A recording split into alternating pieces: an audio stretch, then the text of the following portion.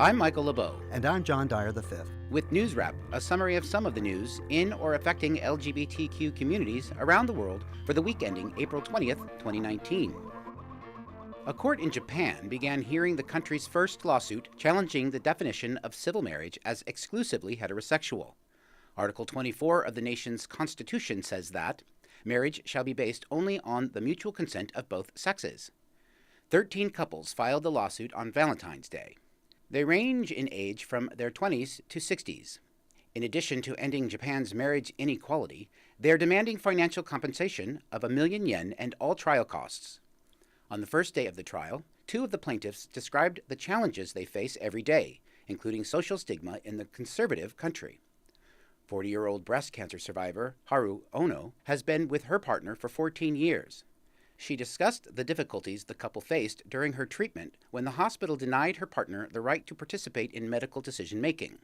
She said that in addition to facing life-threatening illness, she had to worry about parental custody and inheritance issues involving the 3 children from previous heterosexual marriages that the couple has been raising. Gay plaintiff Aikuo Sato is HIV positive and also worried about medical treatment and inheritance issues. As if to demonstrate Japan's continuing social stigma, his deeply closeted partner is not a part of the lawsuit and has not been in the courtroom. The first day of the trial was a genuine baby step. One of the lawyers for the couples, Shigenori Nakagawa, said that it could be up to 5 years before any ruling is announced. Meanwhile, 157 same-gender couples are planning to apply for marriage licenses in Taiwan on May 24th. That's the deadline set by the Constitutional Court 2 years ago, when it ordered that civil marriage be opened to lesbian and gay couples. The legislative yuan has been unable to pass the necessary legislation thus far, and the court said that marriage equality would automatically come into force on May 24, 2019, if lawmakers fail to act by then. The Coalition for the Happiness of Our Next Generation, the conservative Christian group that sponsored referenda on the November ballot, is calling on legislators to adhere to the results. Voters rejected marriage equality while supporting less-than-marriage civil unions. No one can predict what will happen between now and May 24th. About 35 far-right religious zealots protested the start on April 11th in the Ukrainian capital of Kiev of the European Lesbian Conference. They blocked the entrance to the hotel and held signs saying, "Homosexuality is a disease," and "Go back to hell, sodomites." Some of the protesters tried to break into the hotel carrying tear gas canisters, but police were able to hold them off. They still broke windows and scrawled homophobic slogans on the walls outside.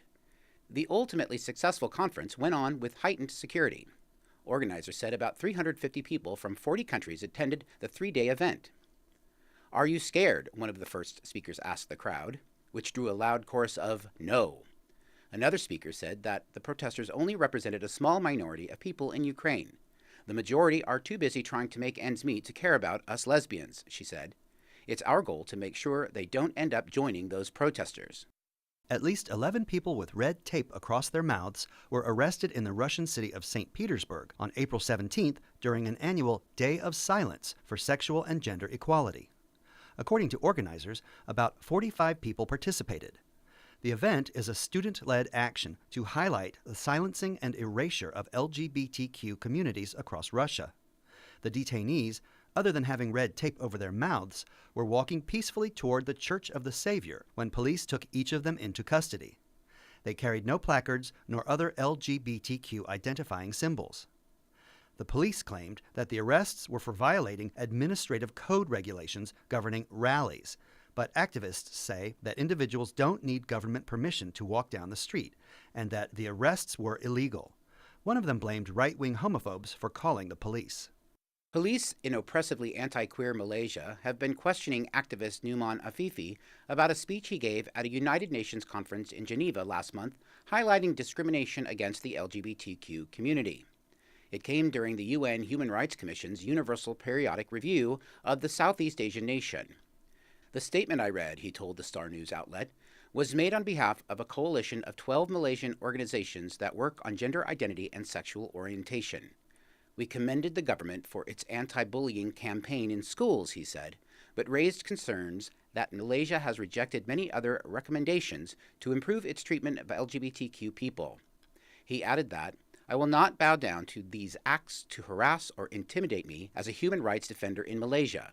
He said he's yet to hear from police officials about any resolution of their so-called investigation.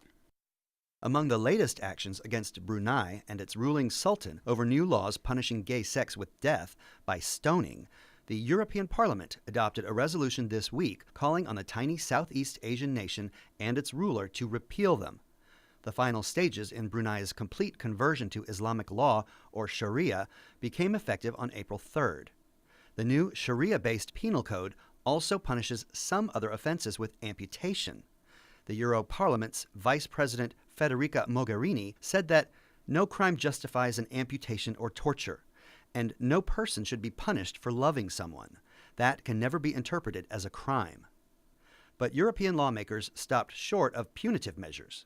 Some had called for the freezing of assets of the Sultan and his family, visa bans, and the blacklisting of 9 luxury hotels that the royals own. Brunei officials continue to defend the harsh new laws.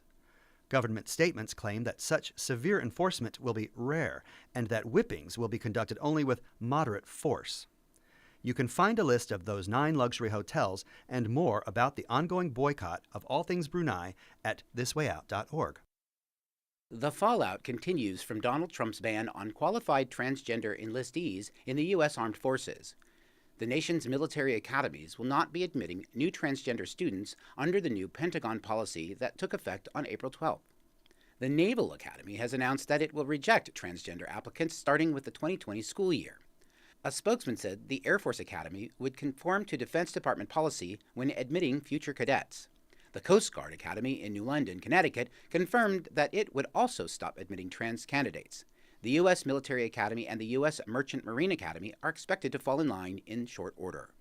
Meanwhile, at the University of Texas at Austin, a second-year scholarship cadet in ROTC, the Reserve Officers Training Corps, has now lost his scholarship.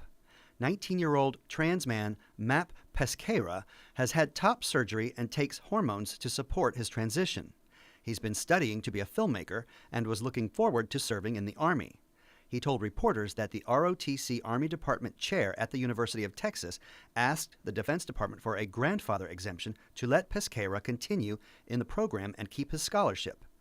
Those exemptions have been given to some active duty trans troops who've already transitioned or are in the process, but the request was denied. Since his story broke in the Texan Daily newspaper, a GoFundMe page has been helping Pesqueira cover the costs of his continued education.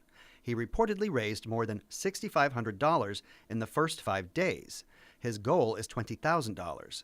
In an email message to Gay Star News, Pesqueira said that he is extremely grateful to be supported by so many people who are rooting for me.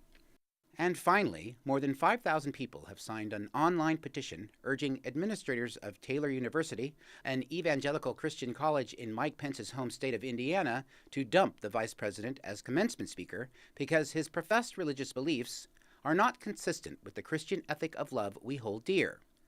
Honoring Pence and giving him a coveted platform for his political views, the Change.org petition says, makes our alumni, faculty, staff, and current students complicit in the Trump-Pence administration's policies. Out 2007 Taylor University alumnus Alex Hoekstra started the petition. He told NBC News that the Trump-Pence administration's policies don't represent Christianity, Jesus, or the Bible. The school's student newspaper, The Echo, reported that 61 of the university's 113 faculty members supported a motion of dissent when Pence's selection as graduation speaker was announced, but university administrators are sticking by Pence.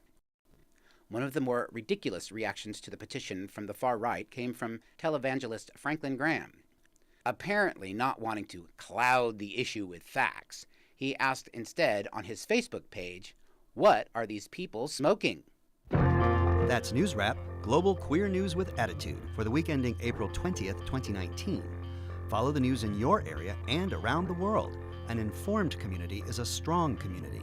NewsWrap is written by Greg Gordon, produced with Brian DeShazer, recorded at the studios of KPFK Los Angeles, and brought to you by you. Help keep us in ears around the world at thiswayout.org, where you can also read the text of this newscast. And now you can be the first on your block to hear NewsWrap each week by subscribing to our This Way Out Radio YouTube channel. For This Way Out, I'm Michael LeBeau. And I'm John Dyer V.